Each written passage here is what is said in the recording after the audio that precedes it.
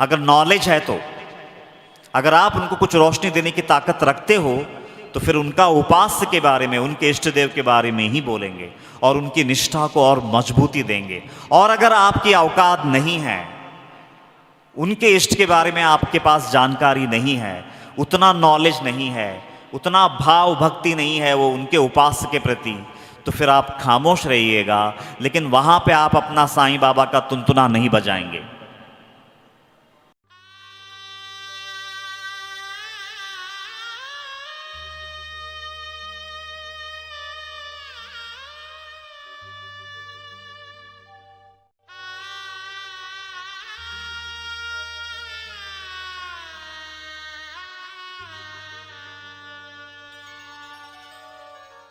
एक सवाल है जो हमारे मन में हमेशा से ही आती है, वो ये है कि साईं बाबा के भक्त जो है वो साईं बाबा की मूर्तियों को इतना बड़ा विशाल करके रखते हैं और उनके सामने हमारे गणेश जी, हमारे हनुमान जी, हमारे राम की मूर्तियां जो है वो बहुत छोटी करके उनके चरणों में रख देते हैं। तो ये कैसी समानता कहलाएगी?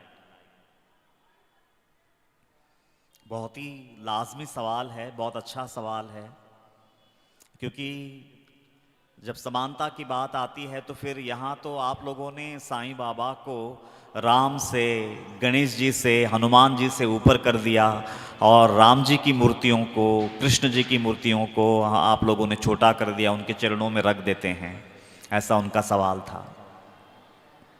देखिए, इसका जवाब बहुत सिंपल है। अगर आप बहुत ओपन हार्टेडली अगर इस बात को समझना चाहें, जब हम लोग देवी भागवत पढ़ते हैं, माँ शक्ति के बारे में हम जब उनका ग्रंथ पढ़ते हैं तो उसमें बार बार यह दिखाया जाता है कि माँ शक्ति के चरणों में ये तीन देव, त्रिदेव जिसको हम कहते हैं, ब्रह्मा विष्णु महेश, शरण लेके बैठे हैं। तो मतलब जब हम देवी भागवत पढ़ते हैं तो माँ देवी की जो छवि है हमारे इतनी ऊंची कर दी जाती है कि बाकी 33 कोटि देवी देवता जो है वो माँ के चरणों में है, ऐसा दिखाया जाता है।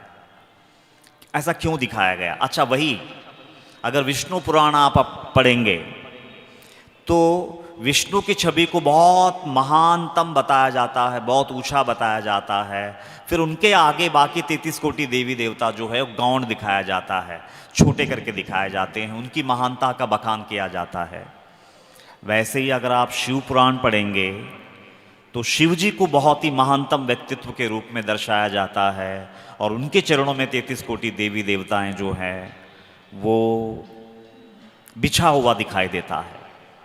क्या मतलब है इसका? ऐसा क्यों? क्या ऋषि मुनियों को इसका ज्ञान नहीं था कि समानता होनी चाहिए, सभी देवी देवताओं में एकता होनी चाहिए? तो ऋषि मुनियों को उस बात का एहसास था, लेकिन जो भक्त जिसको आराध्य मानता है, अपना इष्ट मानता है, उसके लिए वो गाथा लिखी गई है।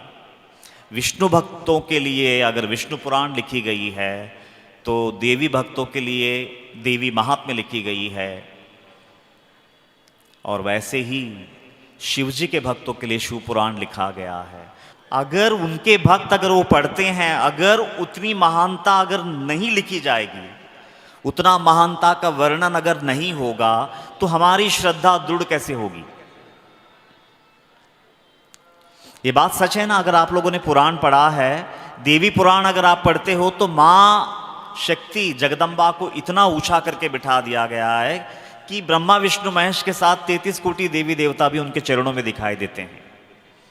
अच्छा, ऐसी रचना क्यों की उन्होंने?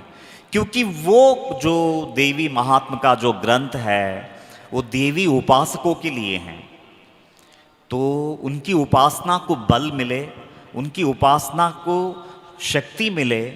सिर्फ इस सद्भावना से वो शक्ति को महानतम विभूति बना करके बिठाया गया है और बाकी सब कुछ छोटा कर दिया गया है।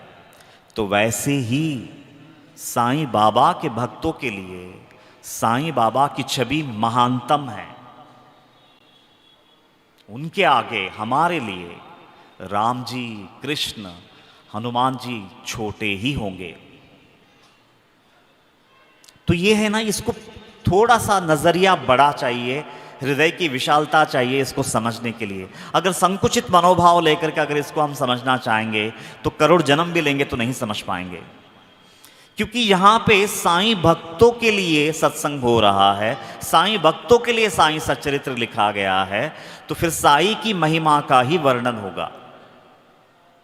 बहुत सिंपल सी चीज है, लेकिन अगर आपने मतलब उसमें कुछ विषैला नजरिया मिला दिया, आपने शामिल कर दिया, तो फिर आपको बहुत ही अभद्र लगेगा ये चीजें। तो अगर एक साईं भक्त है तो साईं भक्त के लिए साईं बाबा ही सबसे महानतम है। उनके चरणों में 33 कोटि देवी देवताएं बिछे हुए दिखाई देंगे एक साईं भक्त के लिए। जैसा एक देवी भक्त के लिए देवी ही सर्वोपरि है, राम भक्त के लिए राम ही सर्वोपरि है, होना ही चाहिए। क्योंकि अगर ऐसा नहीं है तो उसकी श्रद्धा डगमगा सकती है, होना ही चाहिए। मैं तो एक कंडीशन डाल रहा हूं, एक राम भक्त के लिए राम ही सर्वोपरि होना चाहिए, एक कृष्ण भक्त के लिए कृष्ण ही सर्वोपरि होना चाहिए, एक हनुमान भक्त के लिए हनुमान जी ही सर्वोपरि होना चाहिए। क्योंकि इसको एकनिष्ठ भक्ति कहते हैं, इसी को एकनिष्ठ भक्ति कहते हैं। लेकिन अगर आपके इष्ट के प्रति अगर आप ये भावना रखते हैं तो बहुत अच्छी बात है, और ये भावना होनी भी चाहिए। लेकिन समस्या कब आती है मालूम है? समस्या तब आती है जब आपके सामने कोई, अभी समझो हम साईं भक्त हैं, लेकिन समस्या तब आती है जब अपने सामने कोई राम भक्त या फिर हनुमान जी का भक्त या फिर शिव जी का भक्त आके खड़ा हो जाता है। लेकिन जब हम लोग उनके सामने साईं का गुणगान करते हैं ना, बाबा ने इसको तिरस्कृत किया है। बाबा बोलते हैं ये सबसे बड़ा पाप है। किसी और का भक्त जब तुम्हारे सामने पड़ जाए तो वो क्षण के लिए तुम्हारा इष्ट देव पीछे हो जाना चाहिए, उसकी भक्ति जिसमें है उसकी ही बात करो। ये हमको सिखाया है बाबा ने, ये सिखाया है हमको बाबा ने। अगर वाकई में तुम में कुछ दमखम है बात करने का, अगर वो राम भक्त है तो राम जी के बारे में कुछ ऐसे शब्द बता दो कि उसकी जो श्रद्धा है राम जी के प्रति और अनंत गुना बढ़ जाए, तो तुम सच्चे साईं भक्त हो। वो व्यक्ति की श्रद्धा हिल जाए, ऐसे एक शब्द भी हमारे मुख से निकलना नहीं चाहिए अगर हम अपने आप को सच्चे साईं भक्त कहते हैं तो। यह है सच्ची साईं भक्ति।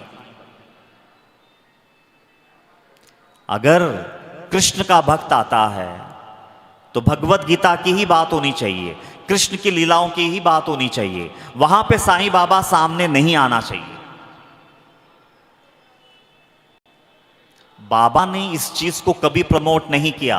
बाबा ने ऐसे कितनी लीलाएं दिखाई हैं साईं सच्चरित्र में, एक नहीं अनगिनत लीलाएं हैं, जहां पे जिसका विश्वास जिनके प्रति था उन्हीं के रूप में दर्शन देकर के उनकी आस्था को और मजबूत किया। एक नहीं अनगिनत लीलाएं हैं। तो अगर हम उन बाबा को मानते हैं अपना सदगुरु, तो ये गलती हमसे अनजाने में भी नहीं होनी चाहिए। अगर कोई राधा रानी का भक्त आता है तुम्हारे सामने बैठता है, तो तुम्हारे मुख से अगर तारीफ निकलनी है तो सिर्फ राधा रानी के बारे में ही निकलनी है। अगर नॉलेज है तो, अगर आप उनको कुछ रोशनी देने की ताकत रखते हो तो फिर उनका उपास्य के बारे में, उनके इष्ट देव के बारे में ही बोलेंगे और उनकी निष्ठा को और मजबूती देंगे। और अगर आपकी औकात नहीं है, उनके इष्ट के बारे में आपके पास जानकारी नहीं है, उतना नॉलेज नहीं है, उतना भाव भक्ति नहीं है वो उनके उपास्य के प्रति, तो फिर आप खामोश रहिएगा, लेकिन वहां पे आप अपना साईं बाबा का तुनतुना नहीं बजाएंगे। मैं उम्मीद करता हूं आप मेरे भाव को समझ पा रहे होंगे। और अगर आप वहां पर भी अपना साईं बाबा का ही तुनतुना बजा रहे हैं तो फिर आप साईं बाबा को नहीं समझे। फिर इनके उतने विशाल टीचिंग्स को आप कब समझ पाएंगे? सबका मालिक एक, सर्वधर्म समभाव, वसुदैव कुटुंबकम। फिर ये जो नारे हैं, इन नारों को हम कभी नहीं समझ पाएंगे। मतलब सिंपल इतना ही बात है कि हमारे इष्ट के प्रति तो हमारी भावना सर्वोपरि होनी चाहिए, लेकिन जब किसी दूसरे इष्ट के साथ हमारी मुलाकात हो जाती है तो वहाँ पे अपना इष्ट बैक सीट पे जाना चाहिए, पीछे जाना चाहिए। ये है सच्ची भक्ति। इससे समाज में एक ठहराव आएगा। ये सीख दी है हमको साईं बाबा ने। इतनी महानतम शख्सियत है साईं बाबा।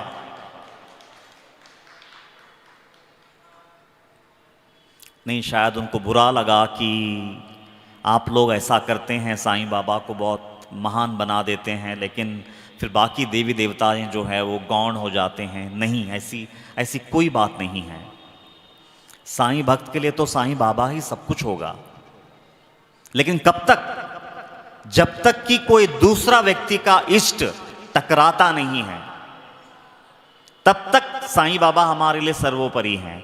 लेकिन जैसे ही किसी दूसरा व्यक्ति आकर के, एक राम भक्त आकर के मेरे सामने बैठता है, शिवजी का भक्त आकर के मेरे सामने बैठता है, मैं तो और आगे बढ़ करके मैं बोलूँगा, अगर कोई इस्लामिक व्यक्ति मेरे सामने आके बैठता है, तो अगर मेरे को मालिक ने इस्लाम के बारे में अगर नॉलेज दिया है, कुरान शरीफ की आयतें अगर मुझे मालूम है, तो मैं कुरान शरीफ की आयतों के बारे में ही बात करनी चाहिए मुझे वो व्यक्ति से।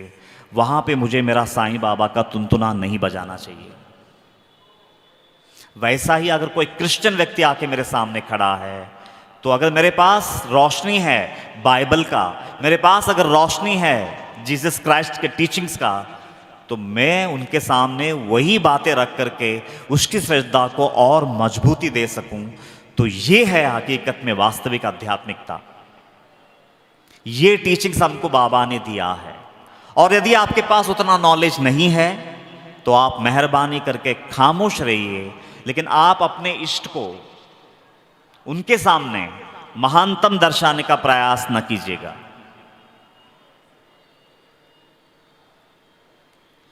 बहुत ही इंपॉर्टेंट एस्पेक्ट है ये साईं बाबा के टीचिंग्स का। लेकिन समस्या ये है कि ये टीचिंग्स हमारे हाथ नहीं लगे हैं। हमारे हाथ क्या, संसार के भी हाथ नहीं लगे हैं। This is the speciality of Sai Baba. इतने विशाल हृदय के हैं हमारे बाबा।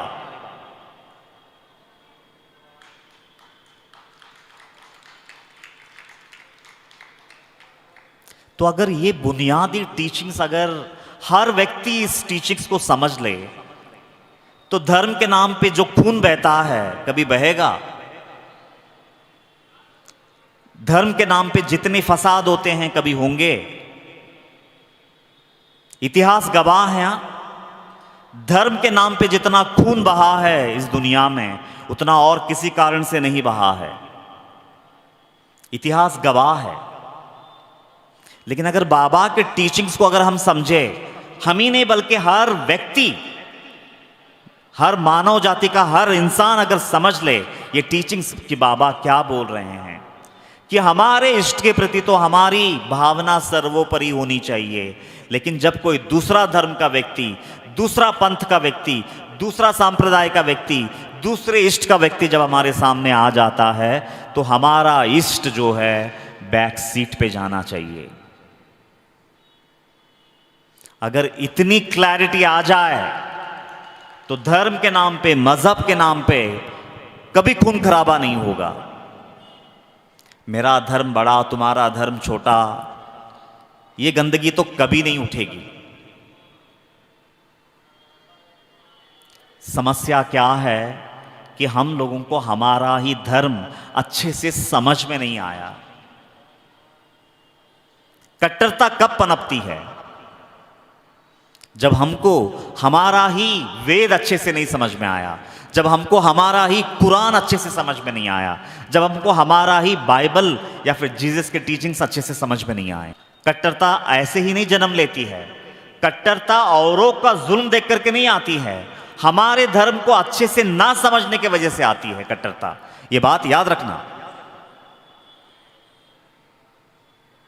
अगर हमारे धर्म हमको अच्छे से समझ में आ जाए अगर मैं एक इस्लामिक व्यक्ति हूं, अगर मुझे कुरान शरीफ अच्छे से समझ में आ जाए तो मैं और धर्मों के साथ बड़ी सहिष्णुता के साथ निभाऊंगा। अगर मैं क्रिश्चियन हूं और अगर मुझे क्रिश्चियनिटी का बाइबल जो है अगर अच्छे से समझ में आ जाए तो मैं बाकी धर्मों को कभी भी निचली निगाह से नहीं देखूंगा। और अगर मुझे अपना वेद अगर अच्छे से समझ में आ जाए, वेदांत अगर अच्छे से समझ में आ जाए, भगवत गीता अगर अच्छे से समझ में आ जाए तो मैं दूसरे धर्मों को निचली निगाह से कभी नहीं देखूंगा। जब भी कट्टरता आई है इंसान में तो औरों में कमी तब दिखाई देती है जब मुझ में कमी होती है। फिर हमेशा मतलब फिर खामियां निकालते रहेंगे, हम उनकी खामियां निकालेंगे, वो हमारी खामियां निकालेंगे, और ये सदियों से चलता आ रहा है और सदियों तक चलता रहेगा। ये कभी नहीं थमेगा। तो जो सवाल उन्होंने पूछा था तो मुझे ऐसा लगा कि लेना चाहिए, तो मैंने ये सवाल पे बोलना मुनासिब समझा तो ये सवाल उठाया। अब हम लोग आज के टॉपिक्स पे आते हैं। अच्छा, इससे रिलेटेड बाबा का ये जो टीचिंग है ये तो समझ में आ गया ना कि जब तक हमारी भक्ति हमारे अंदर तक सीमित है तब तक बाबा हमारे लिए सर्वोपरि है। लेकिन जैसे ही किसी दूसरे इष्ट का भक्त आ गया कि वो क्षण में हमारा साईं बाबा पीछे जाना चाहिए। यही टीचिंग्स है बाबा के, यही टीचिंग्स है बाबा के। और मैं उम्मीद करता हूं कि आप लोगों को अच्छे से समझ में आ गया होगा।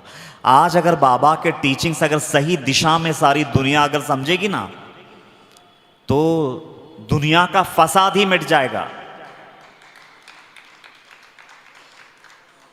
बाबा की विशालता अगर, और आप लोगों को अगर सच में ऐसा लगता है कि ये जो टीचिंग्स है बस यही साईं बाबा है, तो सच में आप लोग, मैं यहाँ जितने लोग बैठे हैं उतने लोगों को मैं साईं बाबा ही मानता हूँ। इसलिए मेरी हर टॉक की शुरुआत होती है यहाँ बैठे हुए सभी साईं भक्तों के चरणों में कोटि कोटि वंदन। तो हर एक व्यक्ति यहाँ साईं बाबा है। आज आप यहाँ जो सुन रहे हैं आपका जिम्मेदारी बनता है ये पूरे मानव जाति तक ये टीचिंग्स पहुंचाइए आप बाबा का, और ये आपका नैतिक जिम्मेदारी है। तब जाकर के ओरिजिनल साईं बाबा दुनिया के सामने प्रकट होंगे। नहीं तो आज हमारी डुप्लीकेसी ने साईं बाबा को भी डुप्लीकेट बना रखा है। हमारे लिए साईं बाबा मतलब बस हमारी लिस्ट है, वो लिस्ट कामनाओं की, वो अगर पूरी कर दे तो जय साईं बाबा की। जिस दिन वो पूरी करना बंद कर देंगे तो साईं की भक्ति से कट जाएंगे, फिर कोई और पकड़ लेंगे। ऐसे लोगों को तो फिर ये टीचिंग्स कभी नहीं समझ में आएंगे, असंभव है।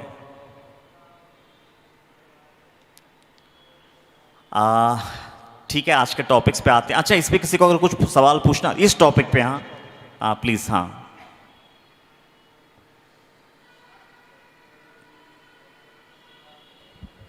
हेलो, मेरा सवाल ये था, आपने कहा कि अगर कोई दूसरा धर्म का व्यक्ति है तो हमें उसके धर्म के इष्ट के प्रति, उसके इष्ट के प्रति कुछ अच्छी बातें उसको कहनी चाहिए, ना ही कि बाबा के बारे में उससे कुछ सहानुभूति दें।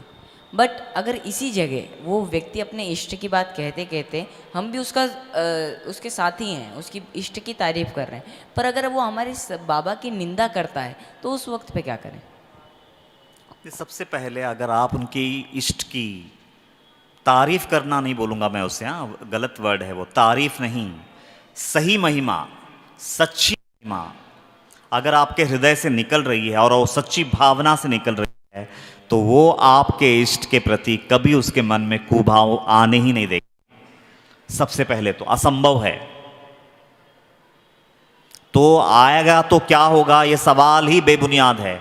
अगर आपके हृदय में सामने वाले धर्म के प्रति अगर सच्ची सहिष्णुता है, सच्चा प्रेम है, सच्चा अपनापन है, और अगर उसके तहत आपके अंदर से कुछ अच्छा निकल रहा है, उसके बाद भी अगर वो आदमी फिर आपके इष्ट के बारे में कुछ गलत बोल रहा है, तो सबसे पहले तो फिर वो इंसान ही नहीं है। और ऐसे लोगों से उलझना, हाथ जोड़ के जगह देना चाहिए।